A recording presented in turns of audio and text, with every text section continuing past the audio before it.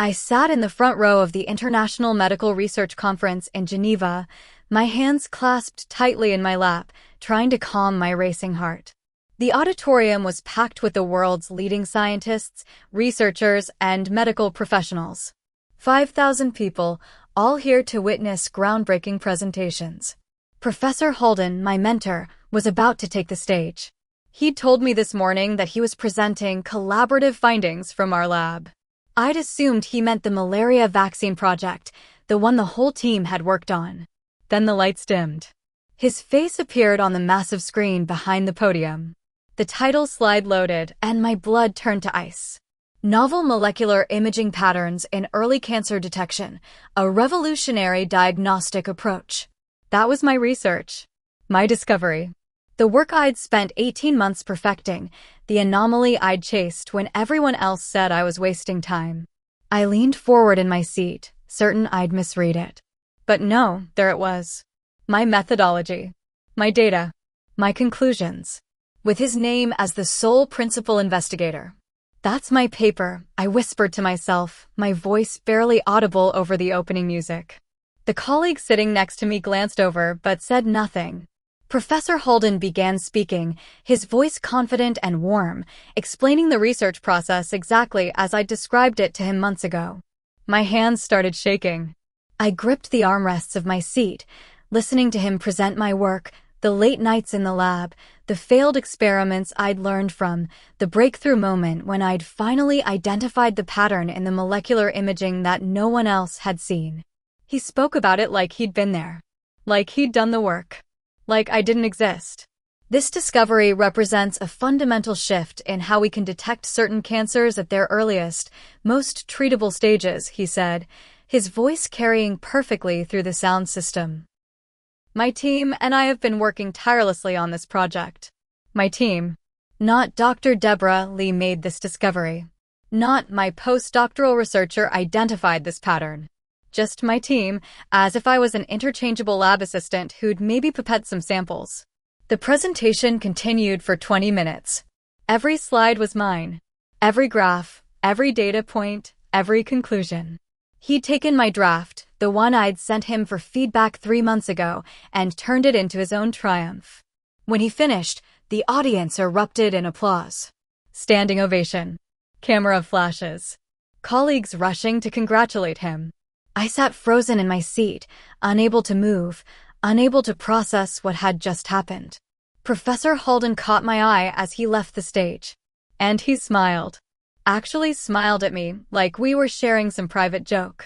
After the presentation, I pushed through the crowd of admirers surrounding Professor Holden. My heart was pounding so hard I could hear it in my ears. Professor, I said, trying to keep my voice steady. Can we talk? Privately? He looked at me with that same smile, then excused himself from the group of researchers clamoring for his attention. We moved to a quiet corner of the lobby. That was my research, I said, my voice low but shaking with anger. You just presented my entire paper as your own work. His smile didn't waver. Deborah, dear, let's not be dramatic. Your contribution was valuable, of course, but preliminary.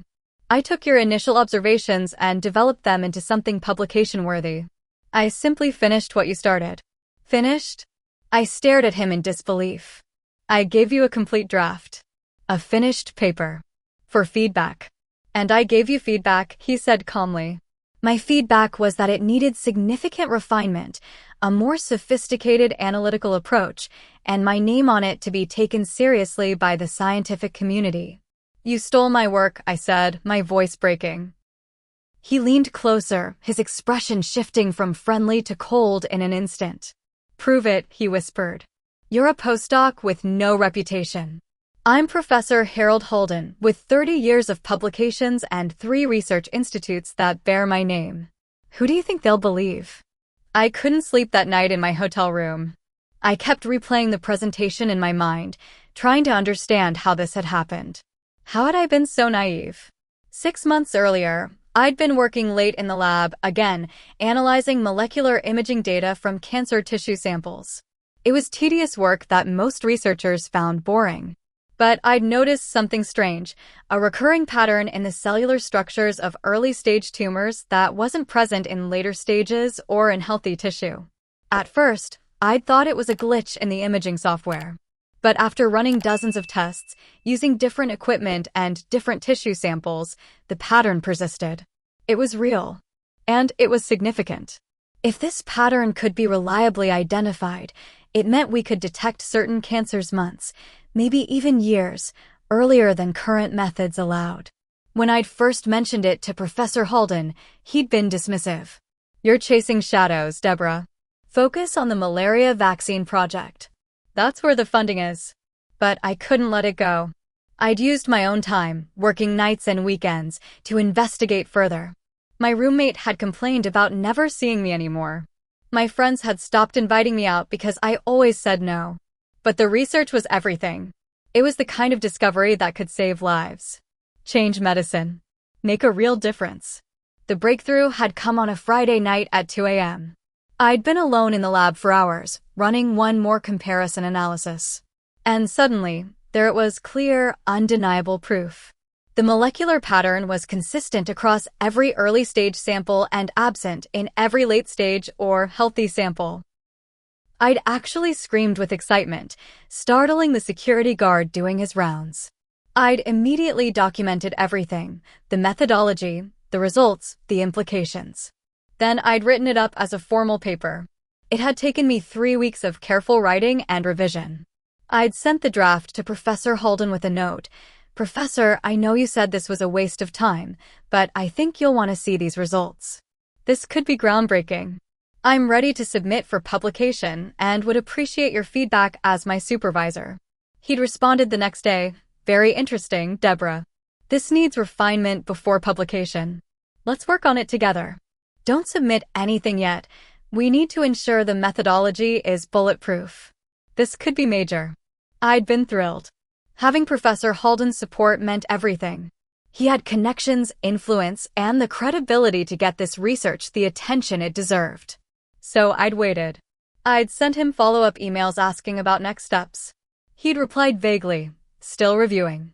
Be patient. Good science takes time." Then his replies had stopped altogether. My emails went unanswered. When I'd tried to visit his office, his assistant said he was too busy. 3 weeks before the Geneva conference, I'd finally cornered Professor Halden after a department meeting. "Professor, I need to know what's happening with my research. It's been months." He'd looked at me with mild annoyance. "Deborah, you need to understand something. The scientific community doesn't operate on the timeline of an eager postdoc. This research, if it's as significant as you believe, needs to be presented properly, with proper context and proper authority behind it." "I'm ready to submit it for peer review," I'd said. "We can co-author it if you've made significant contributions to the development." Co-author. He'd laughed, actually laughed. "Deborah, do you think the Nobel Committee, and yes, this is Nobel-level work if it's valid. Do you think they'll listen to a nobody? A postdoc who's only been in this field for 3 years. His words had stung, but I'd tried to stay professional. "Then help me publish it. Support me. You're my mentor." "I am helping you," he'd said. "I'm protecting this research by ensuring it gets the reception it deserves. Trust me." I'd wanted to believe him. Despite everything, I'd wanted to trust that he had my best interests at heart. "So what's the plan?" I'd asked. "Leave it with me," he'd said, patting my shoulder in that condescending way he had. "Focus on your other projects. I'll handle this." That should have been my warning sign. But I'd been too trusting, too naive, too desperate for his approval. The day after the Geneva conference, I returned to the university to find my world crumbling. The whispers started as soon as I walked into the research building. Colleagues who usually greeted me walked past without making eye contact. My lab partner, someone I'd worked with for 2 years, suddenly had to leave when I approached. I went to my desk in the shared postdoc office and found several of my files had been moved. When I checked the shared drive, my name had been removed from the Cancer Imaging Project folder entirely. All my files were still there, but the permissions had been changed. I no longer had editing access, only viewing. It was like I was being erased. I tried to log into the lab's data management system, and my credentials didn't work. "Your access has been revoked," the error message said. Please contact the principal investigator. I'd immediately gone to Professor Halden's office. His assistant blocked me at the door. The professor is not taking meetings with postdocs today. This isn't a meeting request, I'd said, my voice rising. He's locked me out of my own research. Dr. Lee, she'd said firmly, the professor has made it clear that the cancer imaging project is now under his direct supervision. If you have concerns, you can submit them in writing through the proper channels. Proper channels. Bureaucracy. Wait. He was holding up a notebook, my original lab notebook from the cancer imaging project. Oh my God, I breathed, taking it from him. I thought I'd lost this. It was my first notebook, the one I'd started when I'd first noticed the anomaly in the imaging data. Every observation, every hypothesis, every failed test and successful experiment was documented in my handwriting, with dates and times. It was the rawest form of my research, before I'd written it up formally. Carlos looked at me with kind, knowing eyes. I've worked here 23 years, he said quietly. I've seen a lot of young researchers come through these halls. Some make it, some don't. But the ones who do? They're the ones who hold on to their truth. He tapped the notebook. Don't lose this. You might need it someday. I'd hugged that notebook to my chest like it was made of gold. Because in a way, it was. It was proof. Undeniable, time-stamped, handwritten proof that this research was mine. Thank you, I'd managed to say, my voice thick with emotion. Thank you so much. He'd just nodded and gone back to his work, pushing his cart down the hallway, leaving me standing there with the evidence that might someday save my career. I didn't leave the university entirely. I couldn't afford to. After 2 months of work, I submitted it to a smaller but respected medical journal. Then I waited. Weeks passed with no response. Finally, I received an email from the editor. Dear Dr. Lee, thank you for your submission. However, we have recently reviewed similar work presented by Professor Harold Halden at the International Medical Research Conference in Geneva. As this appears to be substantially the same research, we cannot accept your submission. We recommend you contact Professor Halden regarding co-authorship if you contributed to his project. Regards, Editorial Board. I stared at the rejection email, my vision blurring with tears. He'd gotten there first.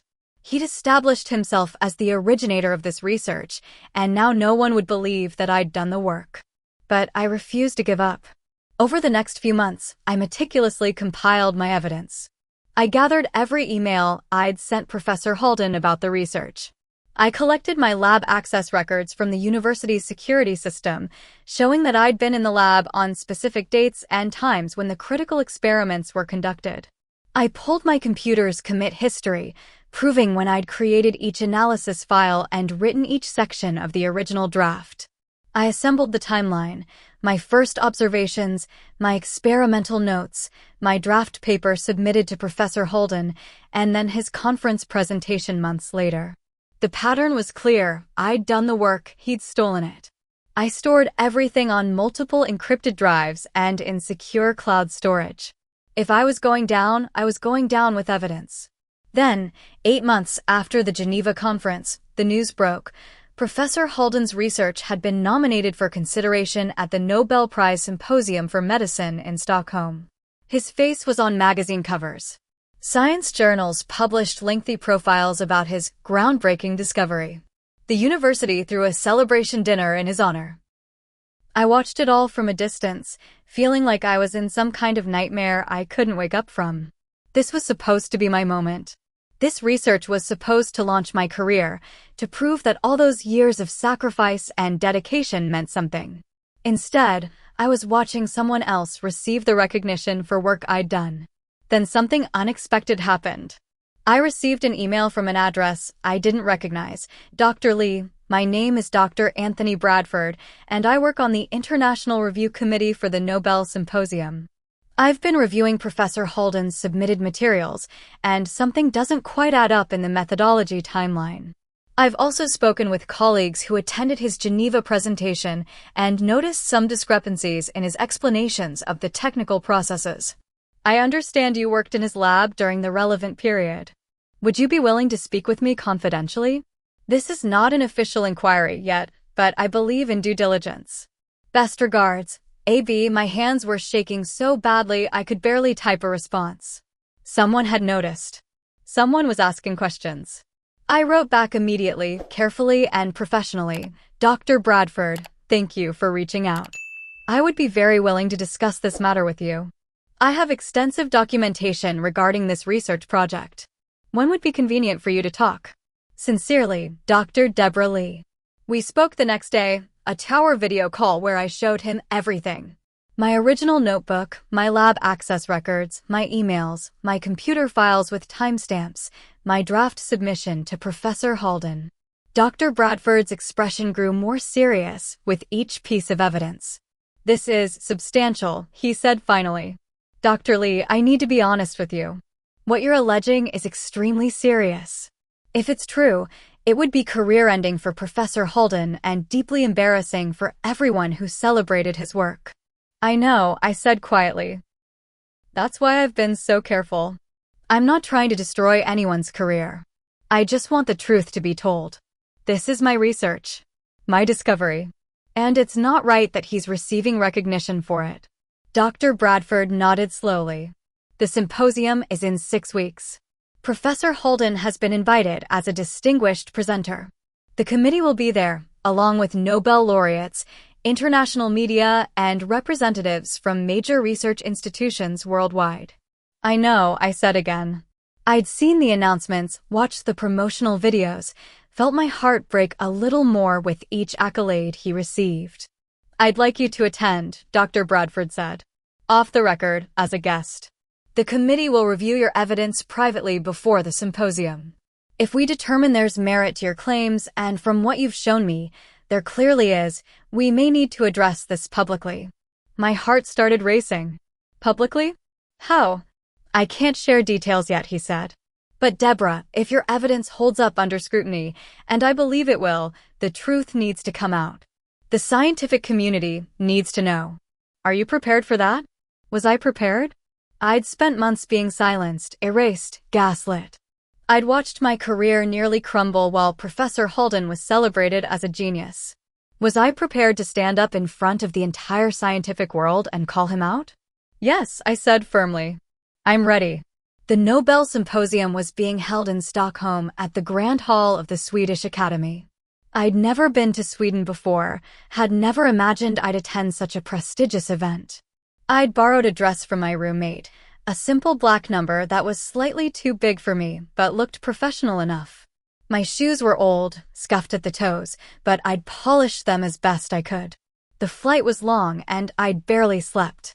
I kept running through scenarios in my mind. What if the committee decided my evidence wasn't enough? What if they sided with Professor Halden? What if I'd flown across the world just to be humiliated again? When I arrived at the Grand Hall, security stopped me at the entrance. Name? Dr. Deborah Lee, I said, trying to sound confident. The security guard scanned his list, frowning. I don't see you here.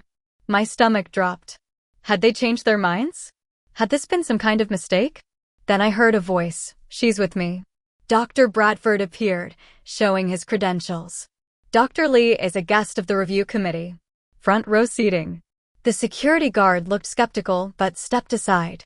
Dr. Bradford guided me through the entrance, past crowds of elegantly dressed scientists and dignitaries.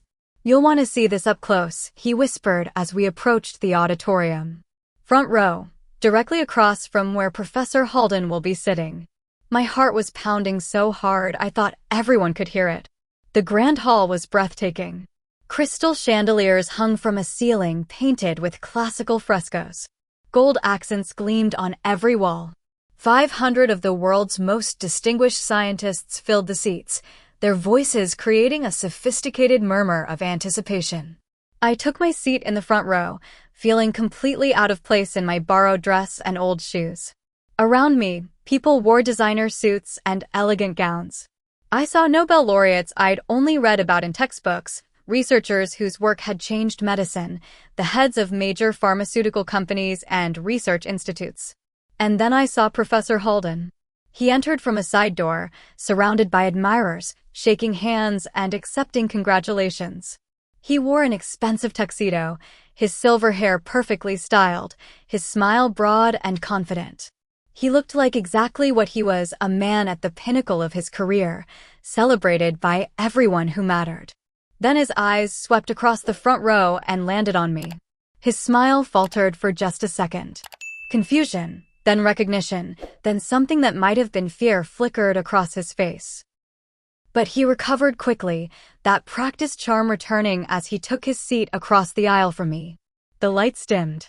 A moderator stepped to the podium, a distinguished Swedish physician who'd won the Nobel Prize herself 10 years earlier. "Welcome to the International Nobel Symposium for Medicine," she began. "Tonight, we celebrate innovation, discovery, and the brilliant minds advancing human knowledge." Professor Halden's name was announced to thunderous applause. He walked to the stage with the confidence of someone who'd done this 1,000 times before. Camera flashes erupted. The massive screens flanking the stage showed his face in high definition. "Thank you," he said, his voice warm and humble. "It's an incredible honor to stand before you tonight." He began his presentation, my research, once again. But this time, he'd refined it further, added more context, made it even more impressive. He spoke about the countless hours he'd spent in the lab, the breakthrough moment, when he'd identified the pattern, the future implications for cancer treatment. He thanked his brilliant team in passing, not mentioning a single name. The audience was enraptured. I could see the awe on their faces, hear the appreciative murmurs. Professor Halden was a masterful presenter, charming and eloquent. If I hadn't known the truth, even I would have been impressed. Then, just as he was building to his conclusion, the moderator stepped forward. "Professor Halden, if I may interrupt for just a moment." He looked surprised, but maintained his smile. "Of course." The moderator turned to face the audience. "Before we proceed with the remainder of tonight's presentations, the review committee has asked me to make a brief announcement." The room went quiet. I could feel my pulse in my throat. "We have received new documentation regarding the research Professor Halden has presented," she continued. "Data logs and primary evidence that have caused us to review the question of original authorship." The murmurs in the audience grew louder. Professor Halden's smile was frozen on his face, but I could see the panic in his eyes. "I'm not sure what this is about," he said, trying to maintain control. "I've submitted all required documentation." "Yes, you have," the moderator agreed. "However, we've also received independent documentation from another researcher." She looked directly at me. "Dr. Deborah Lee, would you please stand?" The spotlight swung to me. My legs felt like water as I stood up, every eye in the auditorium suddenly on me. Camera operators turned their equipment in my direction. Dr. Lee worked as a postdoctoral researcher in Professor Halden's laboratory during the period when this research was conducted, the moderator explained. "She has provided the committee with extensive evidence suggesting she was the primary investigator on this project." The room erupted. People were talking over each other, reporters were typing furiously on their phones, colleagues of Professor Halden looked shocked and confused. "This is absurd," Professor Halden said, his voice sharp now, the charm evaporating. Dr. Lee was a junior member of my team. She may have contributed some preliminary observations, but the research, the analysis, the conclusions, those were all mine. The moderator looked at him steadily. "The data trail suggests otherwise, Professor." The head of the review committee, an elderly Norwegian physician named Dr. Christensen, stood up from his seat near the front. "We have examined lab access records, email correspondences, computer file timestamps, and handwritten laboratory notebooks. The evidence is quite clear." Dr. Christensen walked to the podium, carrying a folder. Professor Halden stepped aside, looking trapped. "Dr. Deborah Lee," Dr. Christensen said, looking at me. "According to our review, you first identified the molecular imaging anomaly 18 months ago, correct?" My voice shook when I answered. "Yes, sir." "And you conducted the primary experiments that confirmed the pattern's consistency across multiple tissue samples?" "Yes." "And you authored a comprehensive draft paper which you submitted to Professor Halden, your supervisor, for review approximately 14 months ago?"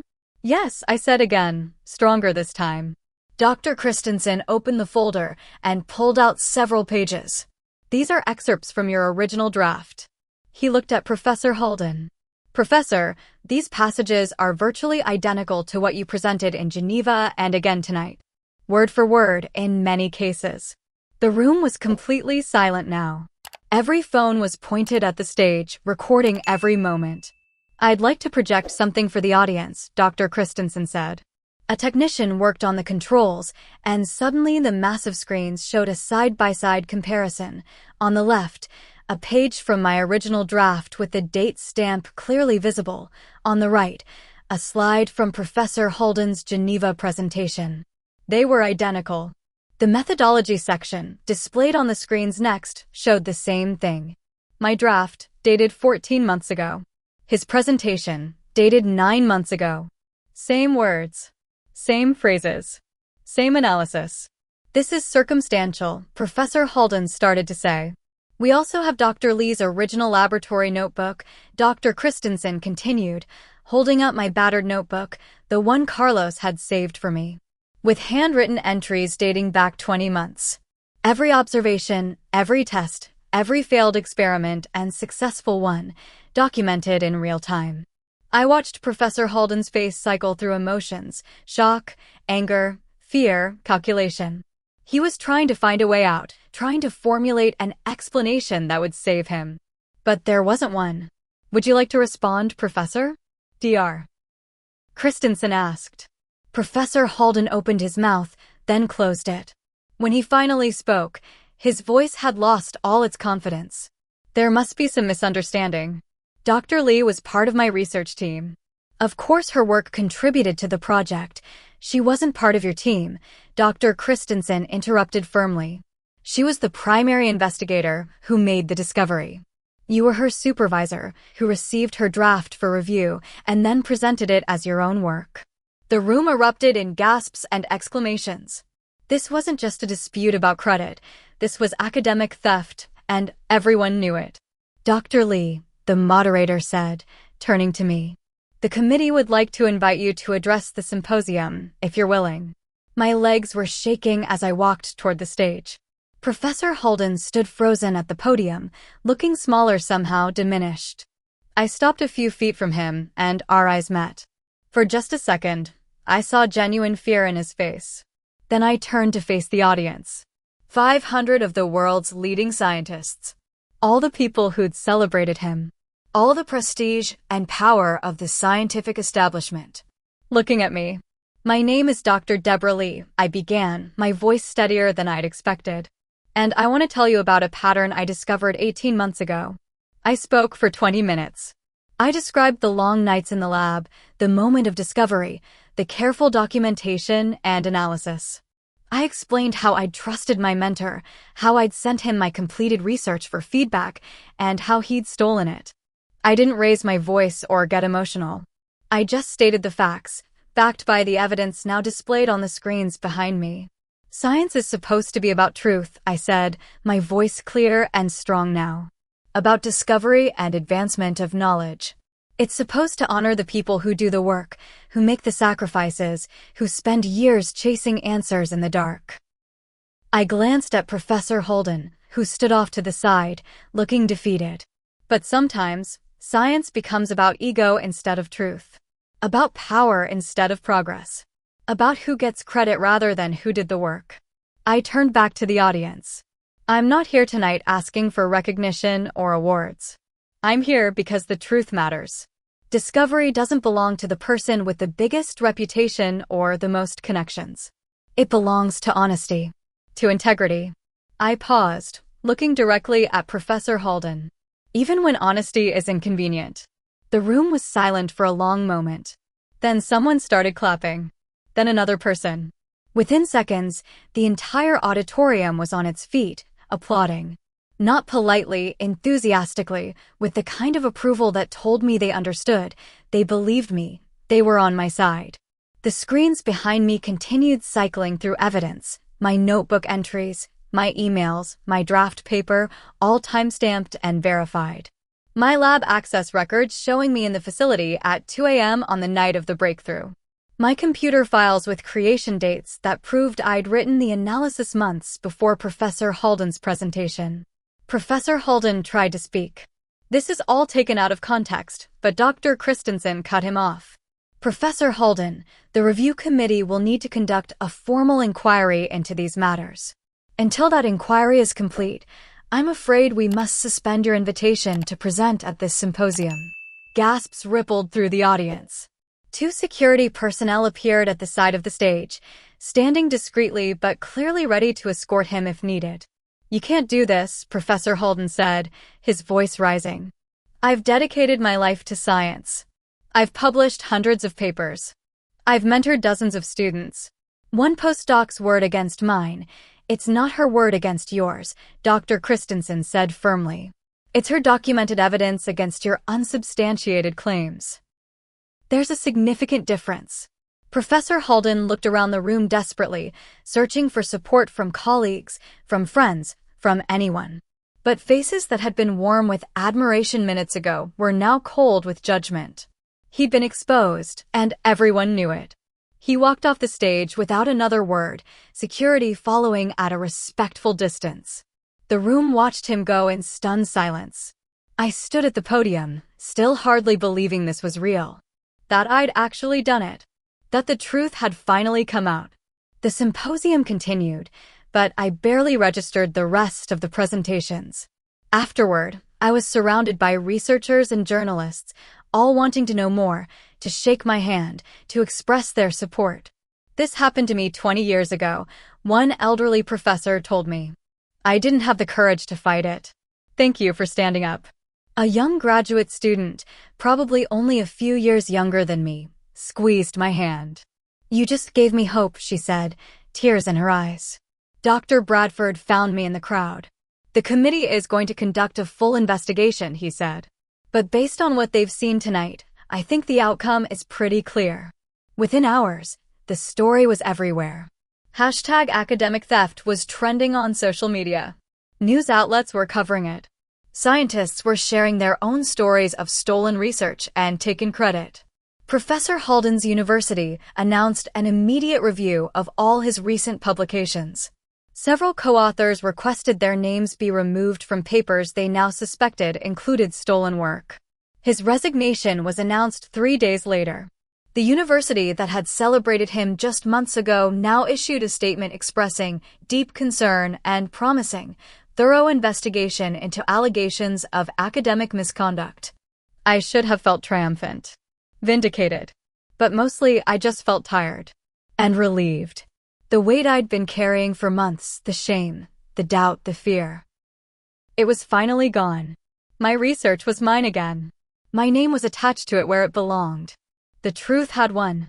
1 year after the symposium, I was invited back to Stockholm, not as an anonymous guest, but as a featured speaker at the International Medical Research Conference. The same conference where Professor Holden had stolen my presentation. This time, I walked onto that stage as Dr. Deborah Lee, principal investigator of groundbreaking cancer detection research.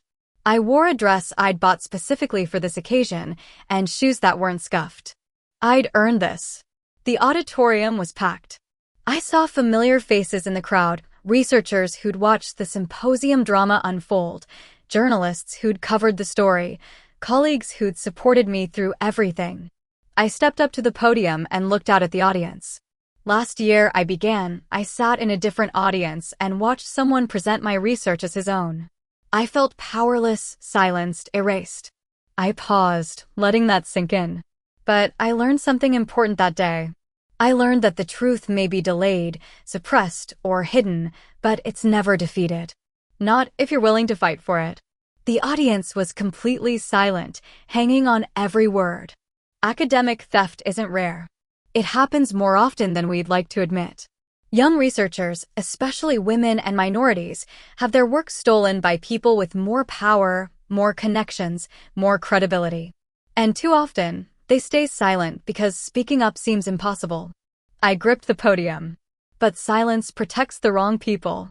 It protects the thieves and punishes the victims. So I'm here to tell you, document everything. Keep your notes. Save your emails. Trust your instincts. And when someone tries to erase you, fight back with evidence and truth. The applause started slowly, then built into a standing ovation.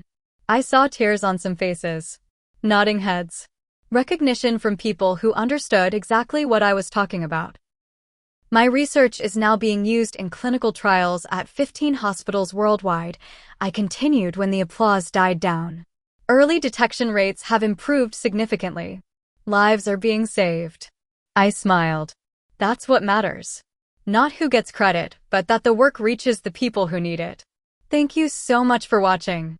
If you've ever been underestimated, pushed aside, or had someone take credit for your hard work, this one's for you. Please subscribe and share this with anyone who needs a reminder that comebacks are real, that talent always finds a way, and that the best revenge is building something so undeniably excellent that the truth speaks for itself. Your support means everything and helps me create more empowering stories like this.